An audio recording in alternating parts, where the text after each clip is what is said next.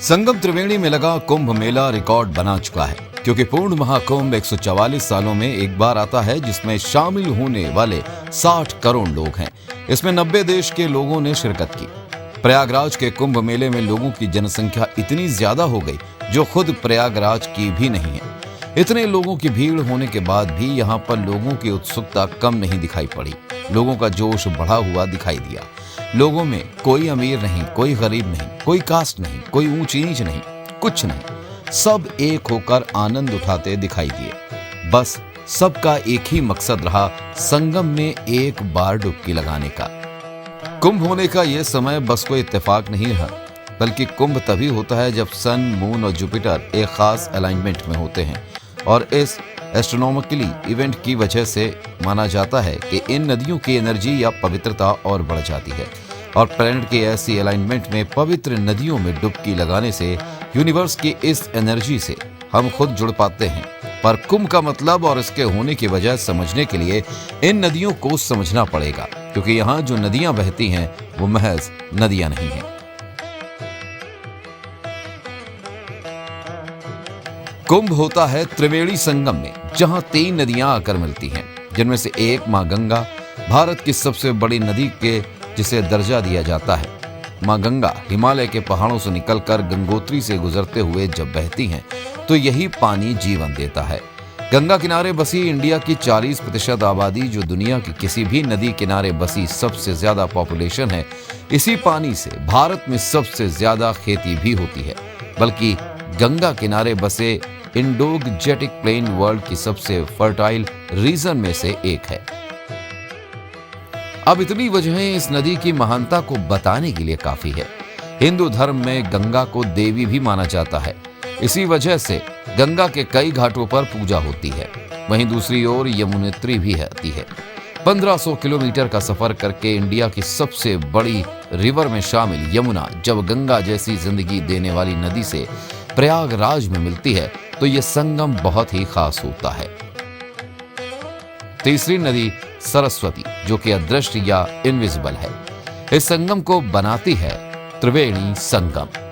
माना जाता है कि इस संगम के पानी में हर पाप को धोने की शक्ति होती है, बल्कि यहाँ डुबकी लगाने से ही मोक्ष यानी जिंदगी और मृत्यु के चक्र से भी मुक्ति मिलती है।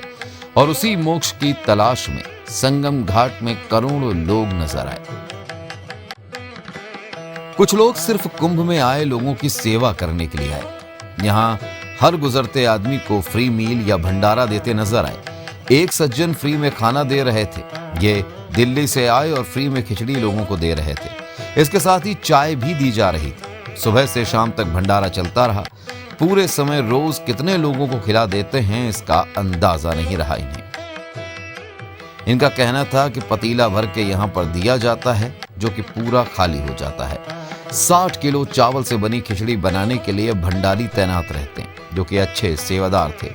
सेवादार तनख्वाह नहीं लेते थे। खाना देने के लिए सिर्फ कुछ लोग काफी नहीं थे। यहाँ के कई अखाड़ों में दिन भर भंडारा होता, जो हर रोज 3 लाख लोगों का पेट भरते थे, जिसमें सेवा करने वाले लोग लगभग 1.5 लाख किलो खाना हर रोज बनाते थे। यहाँ सेवादार अपनी खुशी से सेवा करते, क्योंकि भारत में खाना खिलाने को ही सबसे बड़ा पुण्य या सेवा माना जाता है। बल्कि इंडिया की कुछ बड़ी कंपनियां भी यहाँ लाखों लोगों को खाना खिलाती रहीं। कुंभ की इतनी भीड़ में एनर्जी बनाए रखने के लिए राम नाम लो और अपना भाग्य जगाओ, बोलो राम राम राम कहते हुए कई समाज सेवी संस्थाएं ऊर्जा भरती हुई दिखाई दी। और अपना भाग्य जगाओ, बोलो राम राम राम राम राम राम बोलो, तंबाकू छोड़ो, राम राम बोलो। संगम में आए हुए सभी भक्तजन बोलो राम राम। बड़े हो या बच्चे, कुंभ ने सबको अपने रंग में रंग दिया। महाकुंभ मेले में कोई तो पूरा शरीर ही रंग कर आया। पूछा गया तो बताया कि नेपाल से आ रहे हैं। लोगों ने नेपाल से आए बजरंग बली का आशीर्वाद भी लिया। कुंभ का यह जोश सिर्फ इंडिया तक सीमित नहीं रहा, क्योंकि यहाँ लोग पूरी दुनिया से आए। इन फॉरेनर्स को भजन गाते और देसी कपड़े पहने देखकर आप हैरान हो जाएंगे। हरे कृष्णा हरे रामा गाते ये विदेशी यहाँ बहुतायत में दिखे। रशिया, फ्रांस, कजाकिस्तान और अमेरिका से आए लोगों ने बताया कि हम लोग इस कुंभ मेले में आए हैं क्योंकि जीवन में एक बार ही ऐसा अवसर मिलता है। उन्होंने कहा कि सरकार ने बहुत सुंदर व्यवस्था की है, खाने की, पीने की, रहने की कोई दिक्कत नहीं हुई। कृष्णा हरे हरे हरे रामा हरे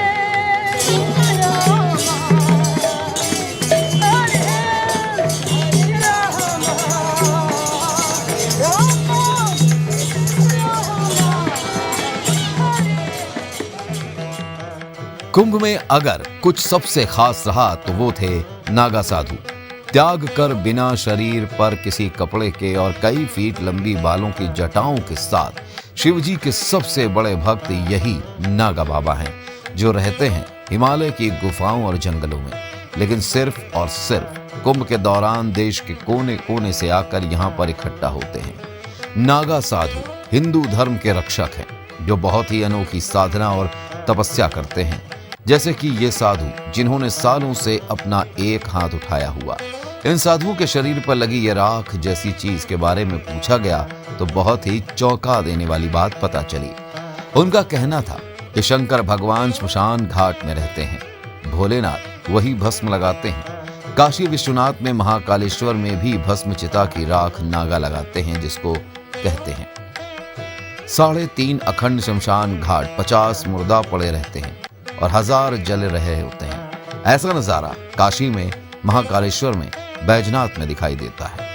मतलब जहां जहां महाकालेश्वर के स्थान हैं भोलेनाथ के, वहां समझ लो कि अखंड चिताएं जलती हैं। उसी की भस्म को इन नागाओं को गुरु दीक्षा में दिया जाता है।